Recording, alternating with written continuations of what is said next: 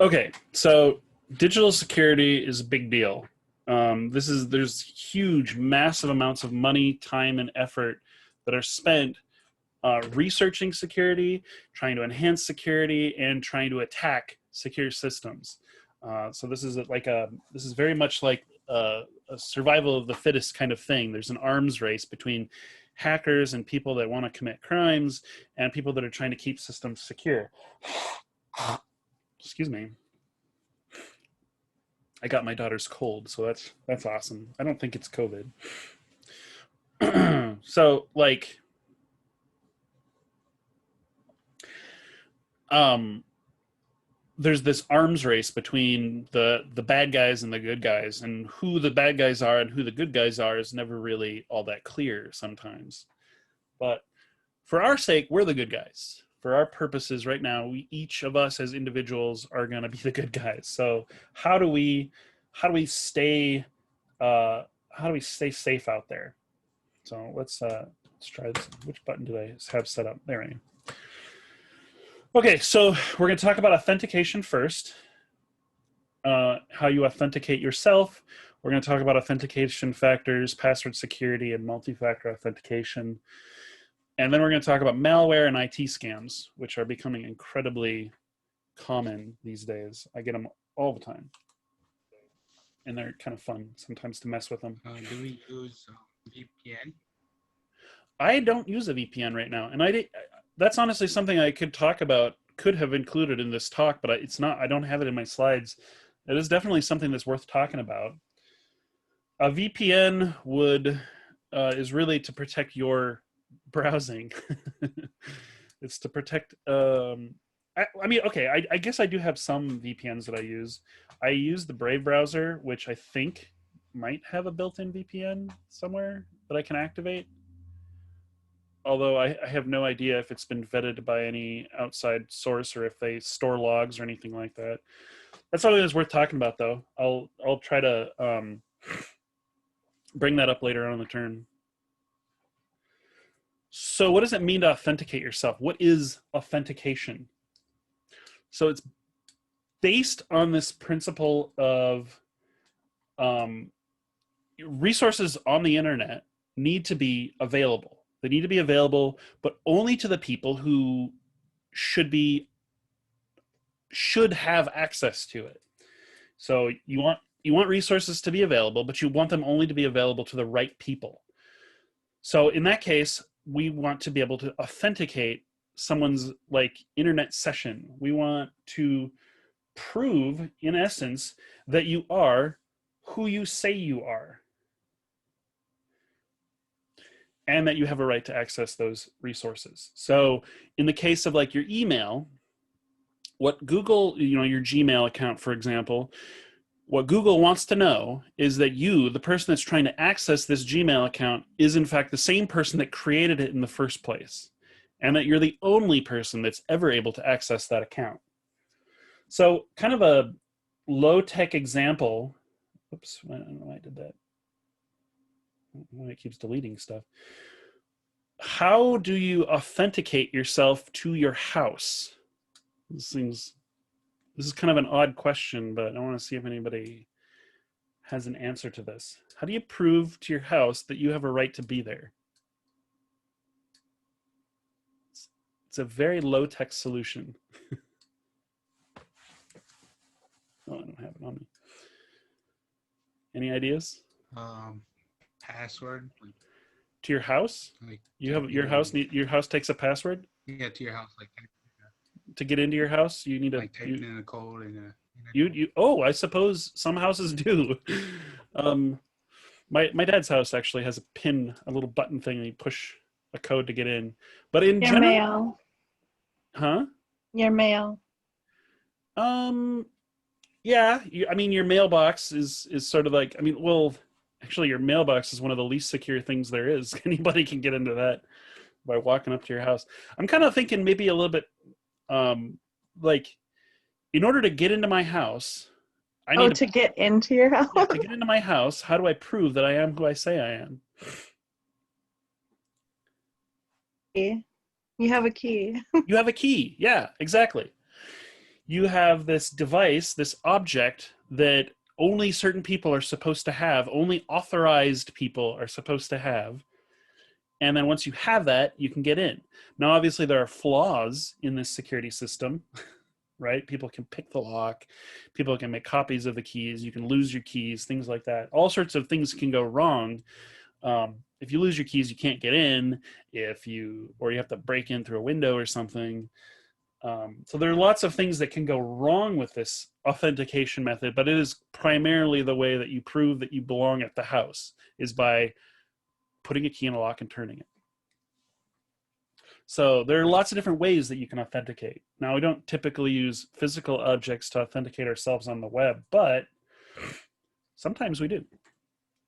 There are 3 ways that you primarily authenticate yourself on the web. Like this meme here is like, we got both kinds of authentication, username and password. And as you'll see on the next slide, that's, not more than one factor. So the first factor is using something that you know, some piece of information that you have and that some secret knowledge that you share with the server. 99.9% of the time, that is a username and a password. Those 2 pieces of secret knowledge, I mean, the username is kind of public-ish knowledge, then the password is supposed to be secret. It's the secret that you share with Google to get into your Google account. Occasionally, some services will also require security questions, but this is a terrible practice and it should be abolished because all three of these things is the same factor. You're just sharing some secret knowledge that you have with the server. And this is not considered secure because you're still just using one factor. You're still just using something you know as your authentication factor. Then there's also something that you have, some object that you possess that proves that you are, that only you and only you have, that proves that, why do my little marks keep disappearing? So something that you and only you have access to is another factor. Something like a key, a fob, like a digital fob, one of those little things that beeps you in, or your physical device. You can actually use your phone as an authentication device for certain services, which we'll talk about in a little bit. Sometimes you might log into something, it'll send you a text message. Has anybody experienced this? Where it'll send you a text message with like a 6-digit code or something? That's what we're talking about. So only the person that has that phone and can receive that text message could theoretically get into that account. Okay, and the last one is something that you are or do. So this is biometrics, fingerprints, voice recognition. There are really sophisticated systems now that look at this from the standpoint of like just memorizing your behavior patterns. Like Google can actually probably identify you as a particular user even if you're not logged in, just based on your patterns of behavior, which is pretty messed up, using some sort of deep learning model or whatever. It's pretty wild stuff. So this comic right here was the first thing that kind of got me into cybersecurity. Obviously, passwords are the most common authentication factor, the knowledge authentication factor, some shared secret that I share with the server when I create the account or when I periodically change my password, which again, NIST does not recognize doing. But essentially, you could take a few minutes to read the comic if you like, but essentially what it states is what we think we know about passwords is bad and doesn't work. It's wrong.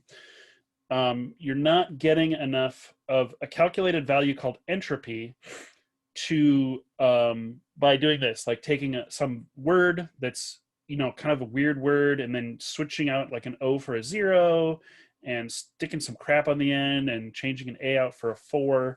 So his calculation, and I'm not entirely certain how he made this calculation, is at 28 bits of entropy, which is very, very little. That is probably a scam. The problem with this is not only is it easy for computers to guess, it's also hard for you to remember. So we're trying to balance convenience with security here. What he proposes, Randall Munroe, this comic's called XKCD. It's kind of a classic web comic, long running. Is to just take 4 common dictionary words and smush them together, and that's your password. It creates a long password that generates a lot more entropy, but is really, really easy to remember. So what we're trying to do is balance usability with security. I keep hitting a button on the side of this thing. It keeps deleting when I'm writing. Oh my God. Whatever. So Randall Munroe proposes this 4-word password option because they're easy to remember. They take a little while to type, and if you're not a fast typist, that is a drawback to this method. But after doing a bunch of research on this, the general consensus among the security community is no matter what character set you pick, the most important aspect of password security is how long your password is. So first, just real quick, I know this isn't a math class per se, but math is part of computers. And I'm not going to have you memorize this formula for calculating entropy, but I do think it's worth just kind of like making it a side note. Entropy is this mathematical representation of how hard it is to guess your password. You use this formula. It's the log base 2 of the set of characters, and on most services it's a 94 character set. You got all your lowercase letters, all your uppercase letters, all your Arabic numerals, and a collection of special characters like exclamation marks and @ signs and things like that. So this is usually the log base 2 of 94, which is I think this works out to like 6.5. So in a 94 character alphabet with 10 character password, so this is how long your password is, you get about 65 bits of entropy, which is pretty good, actually. A 10 character, 65 bits is a pretty solid password. It's not easy for a computer to guess.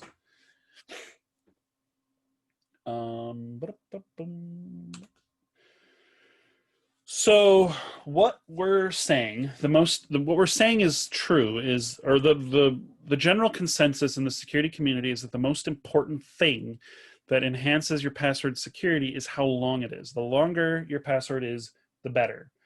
And the NIST guidelines specifically state that the bump in security that you get from increasing your character set by including all the special characters like the ats and the periods and the exclams and things is negligible at best. And really, the only thing that really enhances it is just making your password longer, just increasing the size of the character set. If you do that log base 2 calculation, it maybe ups it from like 5 bits of entropy to 6 bits of entropy. It's really, really not that helpful.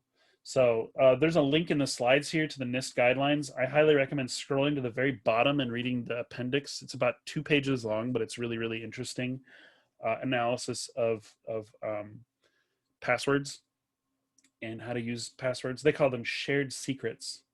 So there's also another aspect of this that's kind of crazy. Right now, 8 character passwords, if you have anything less than 8 characters or less, you're kind of in the danger zone. A really popular hashing algorithm that Microsoft uses for most of its services can be cracked in 2.5 hours. Any 8 character password will be cracked in the time it takes to watch a movie.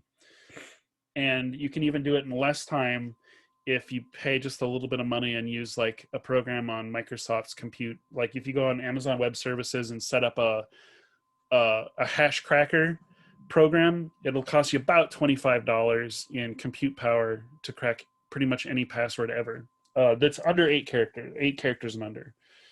So the general, I think NIST recommends, excuse me, I haven't sneezed all day, and then the second I start teaching, NIST recommends an 8 character password, but that's generally frowned upon now. 10 characters or more. 12 is even better. 8 is bad though. Don't.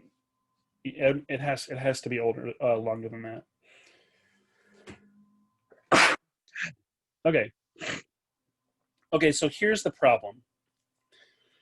They say you should have a different password for every account.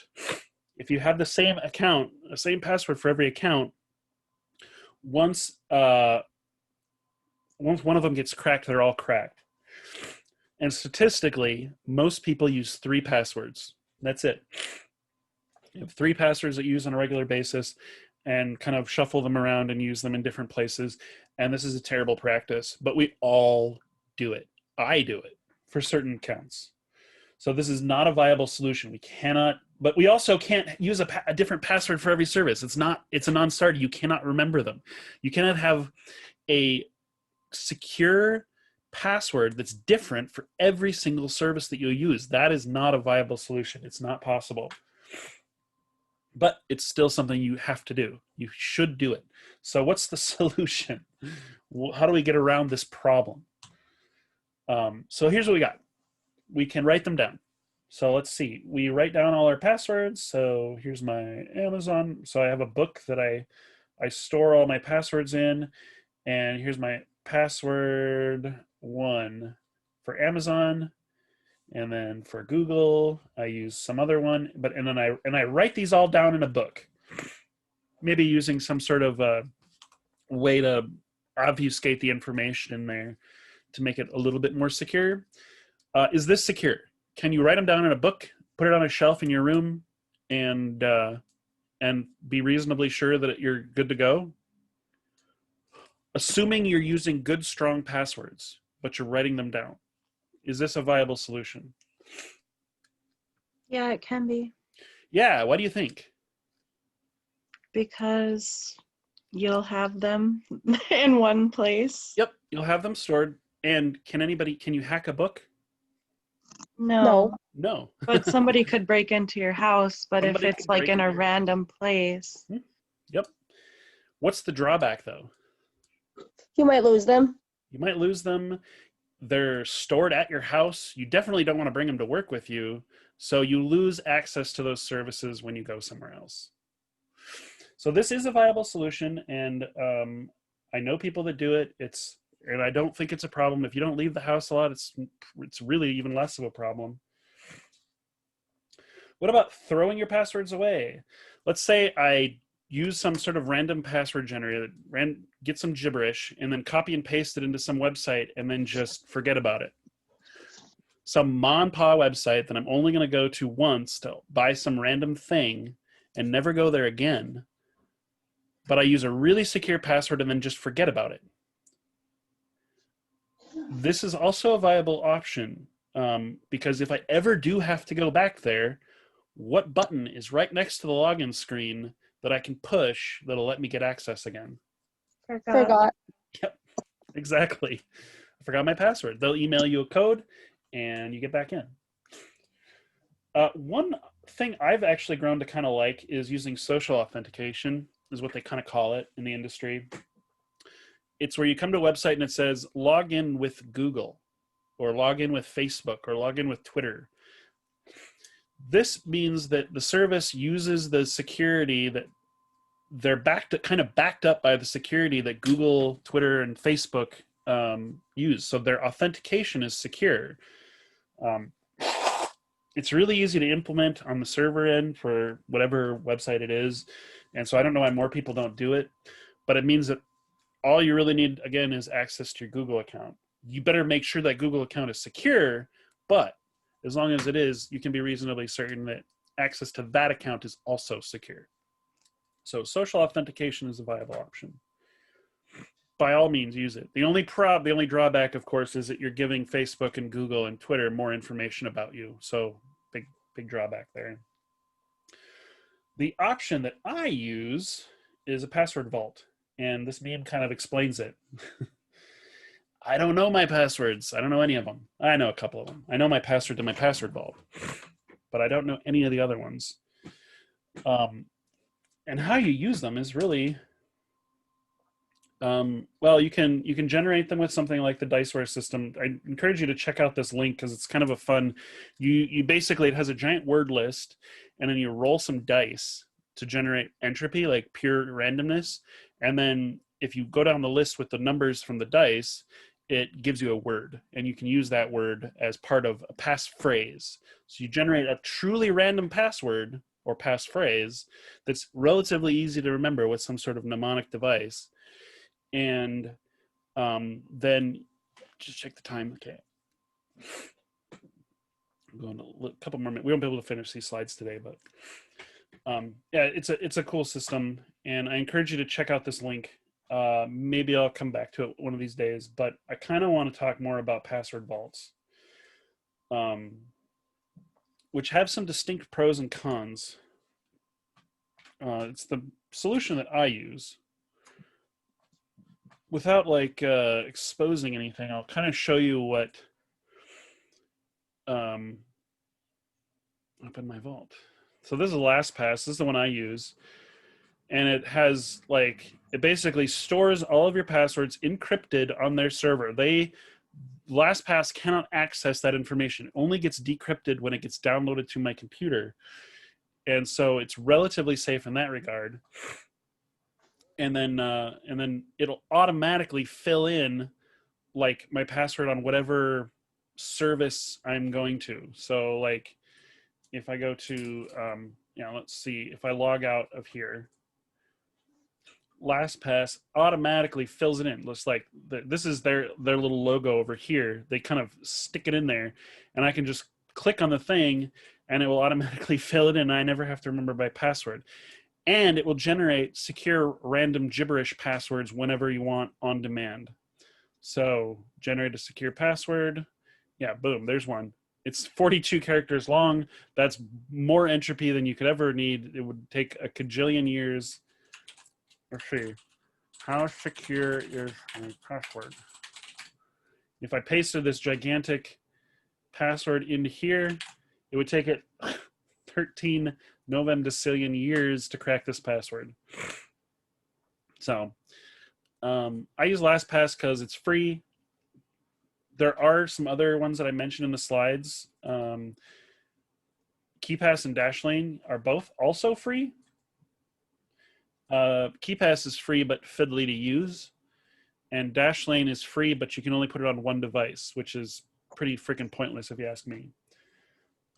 Because you want this to be able to sync across multiple devices, and yet I think it's like $3 a month or something like that to get unlimited devices.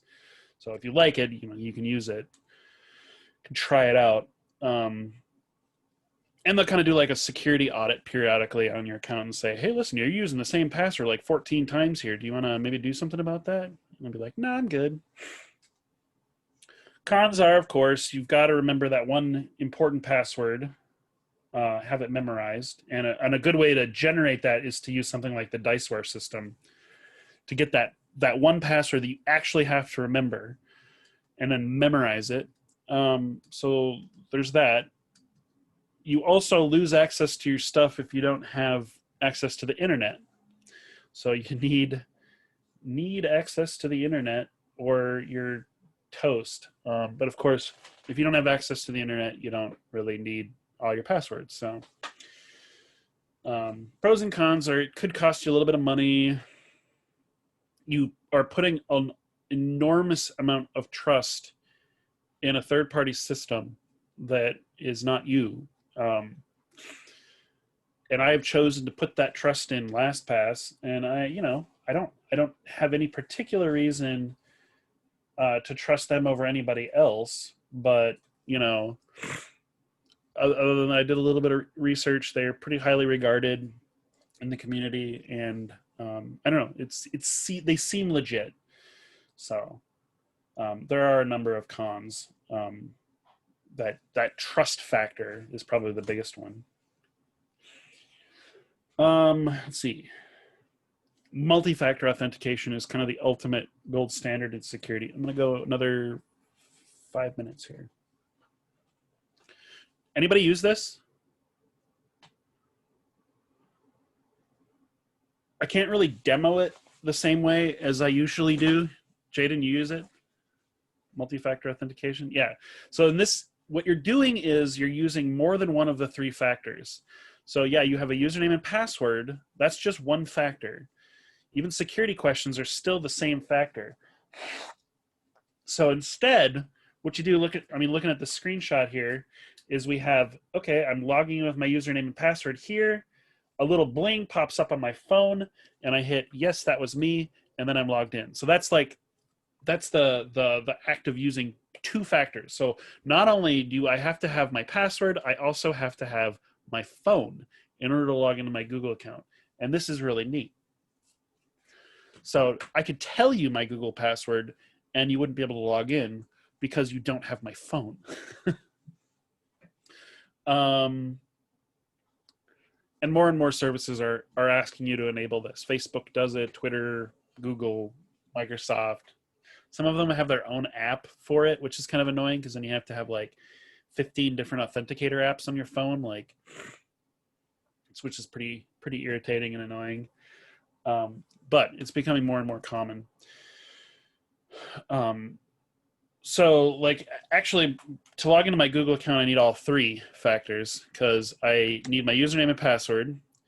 I need my fingerprint to unlock my phone.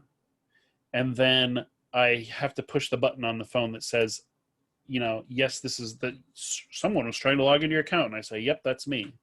So you actually need all 3, which is kind of cool since my phone requires biometrics.